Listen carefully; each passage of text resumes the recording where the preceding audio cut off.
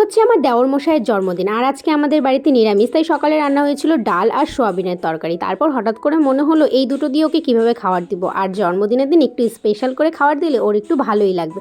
তাই হঠাৎ করে মনে হলো 5 রকমের ভাজাটা করে নেওয়া যাক, এটা দিয়ে সুন্দর করে সাজিয়ে দিব। আর তারপরে আমি ডাইনিং টেবিলটাকে পাতাবাহারের পাতা দিয়ে সুন্দর করে সাজিয়ে নিলাম। আর এদিকে দেখো ওর খাওয়ার প্লেটটাও সাজানো হয়ে গেছে।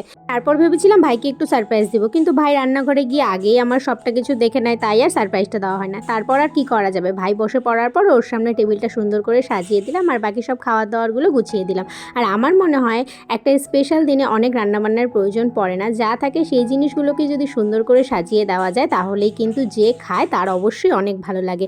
আর আমার এইটুকু আয়োজনে ভাই হয়তো অনেক বেশি খুশি হয়েছে, আর এখন খেতেও শুরু করে দিয়েছে। আর শেষে ওর থেকে শুনেই নাও ও কি বলল। বার্থডের খাওয়া খেয়ে কেমন লাগলো বলো? অসাম। তো তোমরা শুনলেই, আর কেক কাটিংয়ের ভিডিও কিন্তু নেক্সট পার্টে আসছে। সবাই ভালো থেকো।